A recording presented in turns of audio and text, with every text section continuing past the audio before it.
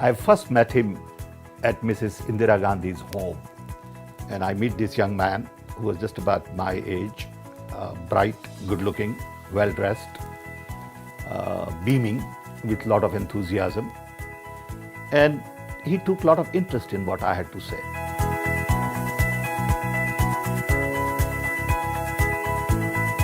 Oh my God, so many things, many. One, Rajiv Gandhi was young, had a dream, was charismatic. He was very good with people. He had right body language, eye contact. He was warm. In our relationship for almost a decade, I don't think there was any conflict at all. He believed in the inclusive, diverse India. He believed in opportunities for young. He believed in young talent. He believed in equality. He believed in lifting poor people at the bottom of the economic pyramid up through technology interventions. And he was also a little bit techy, so that was interesting. He'll take a screwdriver and fix it, something. I remember once I went to his house and he was on a stool standing up there and changing bulb. He's the Prime Minister of India. And he said, "Sam, give me that screwdriver." Okay. And I said, "Why are you changing bulb?" He said that the bulb is flicking. So rather than asking some electrician to come and fix it, he decided to go get up and do it himself. You know, that's the kind of person he was.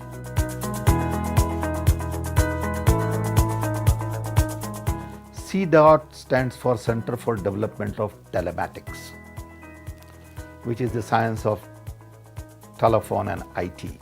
And our idea was to go beyond telephone and design telephone system based on microprocessors and new software.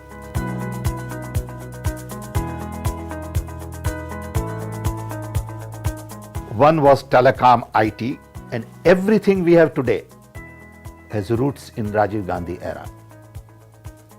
Two, technology missions. First on literacy, then we had literacy below 30%, now it is almost 80%. Immunization, we had the largest number of polio patients in the world, and we were not making polio vaccines. So we went to Rajiv Gandhi and he said, "Let's produce polio vaccine." We eradicated polio. We used to import $1 billion worth of edible oil. So we had a mission on oil seeds. And we started reducing that import substantially and became a highly productive country on the oil seed front. Drinking water, milk was another mission. We are the largest producer of milk today in the world.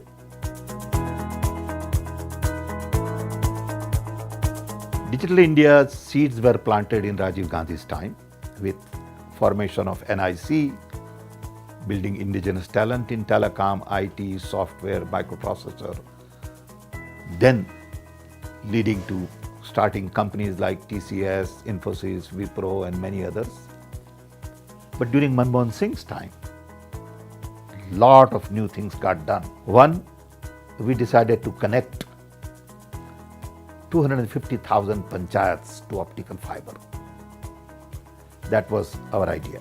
Then we decided simultaneously to build national knowledge network to connect 1100 nodes with optical fiber cable to connect all our universities, all our libraries, and all our R&D institutions. That network called National Knowledge Network today is the real foundation for Digital India. You had UID, what Nandan and his group started. And then we had program, for example, I was in charge of a program by government on mobile payment. And today you talk about the payment and all, nobody knows that we started that work.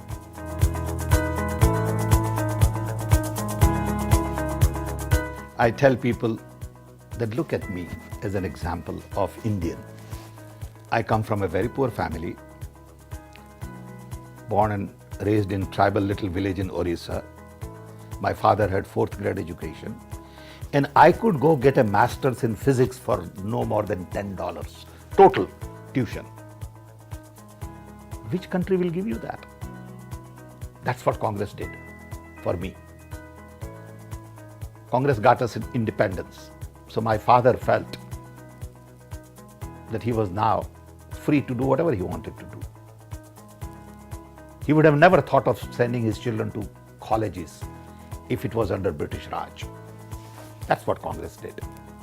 Congress built all the institutions, IITs, IIMs, research laboratories, CSIR, space research, atomic energy, you name it. The biggest contribution is democracy. That is the beauty of India. You look at all of the things that we all benefit today. These things were planted during Congress time.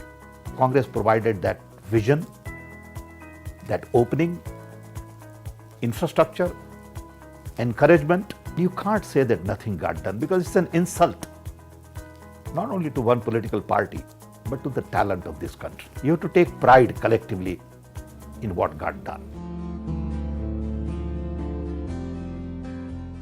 It was 10 o'clock at night or 10:30.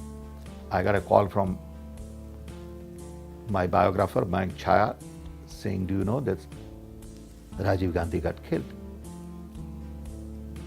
And I was shocked. I didn't know what to do. I literally lost my heart. It was tough.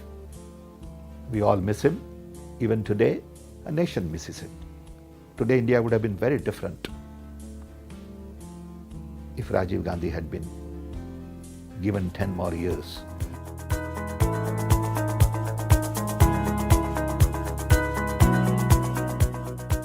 Oh, yeah.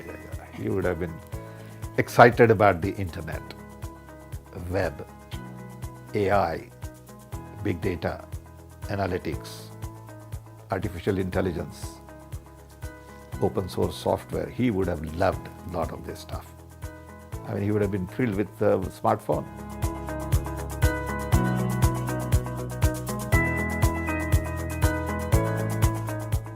I think Rahul is a much deeper thinker, if you ask me. Okay, Rahul is more analytical. Rahul is more focused on going more and more into details, and it's a matter of style.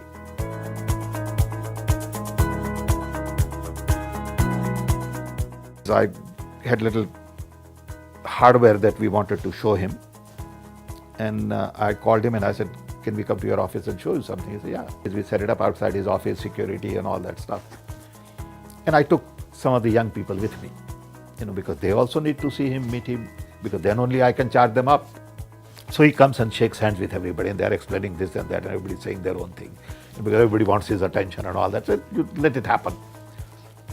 So one guy, a very interesting young guy, he says, I'm not washing my hand for 30 days.